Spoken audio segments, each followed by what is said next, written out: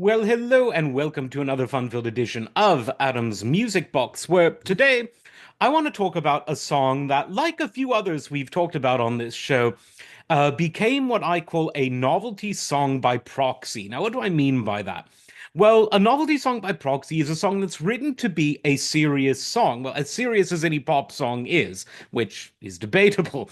But in other words, it's not made with the intention of being a Dr. Demento style novelty song, the way that, that the songs about, Weird Al and ham sandwiches and people strangling animals and Rick D's Disco Duck. Those are made to be funny novelty songs. But every now and then a song that's supposed to be serious becomes a novelty, and there are several criteria that I use to sort of foresee ex post facto what songs will be.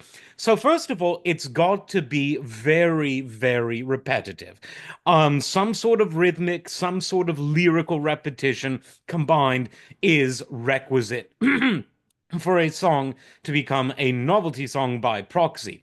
The other thing it needs is a really catchy lyric. So not only does it need to be repetitive, but it needs to be something so catchy that even someone that doesn't like music could get stuck into their head.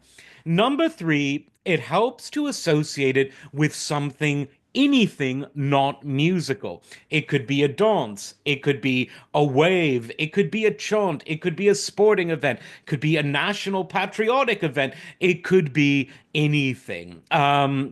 Think of the happy birthday songs associated with birthdays. Bad example, but you get my drift. And so in the 90s, the world had to suffer from the Macarena, what was supposed to essentially be a kind of love song about a woman named Macarena, something like that. But because of the repetition, because of the simplicity of, Macarena, Macarena, Macarena, and because of the fact that a very specific but not difficult dance was immediately associated with it, it became a very famous novelty song by proxy. Now, a few years later, when the world had just been recovering from the Macarena, but not yet aware of the 9/11 that was about to happen, something in that interim period happened, and it was called Who Let the Dogs Out? And it was released by a Bahamian group called the Baha Men in the year 2000, as Conan O'Brien would say. Now, this song it ticks all of the boxes. It's repetitive as hell. The chorus, the main refrain, Who Let the Dogs Out, is someone anyone can sing, and its overall presentation lends itself to be, is this a kid's song? Is this a song for sporting events? Well, the original composer of the song, who was not in the Baha Men, actually said that it had a serious message. The song was about women being whistled at bars and on the street, and how that sort of thing is wrong. That was the original songwriter's intent. But it didn't work out that way because most people didn't really bother listening to most of the lyrics. They just sort of, bopped their heads and waited for the refrain, Who let the dogs out? Woof, woof, woofity woof. You don't, I'm not going to sing it for you people. You have to pay, it's a free show. Anyway, God, what do we really have to take any of this seriously? I hope not. So anyway, the song, yes, because it's juvenile, a lot of kids liked it. Kids like dogs. Dogs are likable. But it also became a very popular sports anthem, whether football, basketball, hockey, baseball, whatever. It became really popular because the idea of being a dog that's being let out, being unleashed. And so when they'd run on the football field, they'd be playing Who Let the Dogs Out, like let's get going, unleash the hounds, sort of thing. And for a long while it became a total novelty song.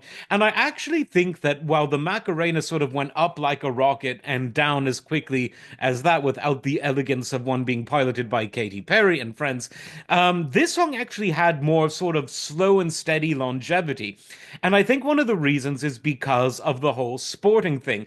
Because when you play a song at a sporting event, it's very easy to forget subtext and context. So with this, no one really cared what the song was about. It was enough to say, Who let the dogs out? And it's our team. Our team are the dogs. They're out. They're ready to win.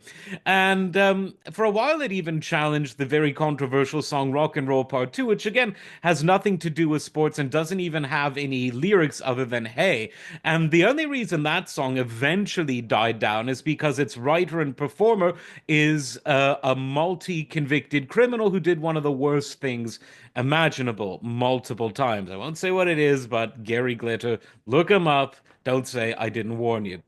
So I actually think Who Let the Dogs Out is kind of a fun song because, again, dogs are fun. Look at him with his sunglasses over there. Who couldn't love it? And I think that it really stuck. Now, in the age of TikTok really pushing the music industry forward, we seem to have a lot of micro novelty songs by proxy. In other words, a phrase borrowed from a song synced to some sort of visual activity that's popular on TikTok. And these, for a while, anywhere from a month to a few months, can become these novelty songs by proxy.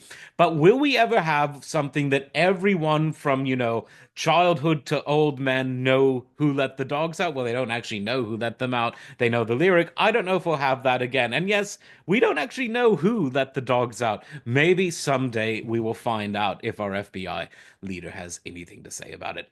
Like, subscribe, and we'll see you next time. Take care.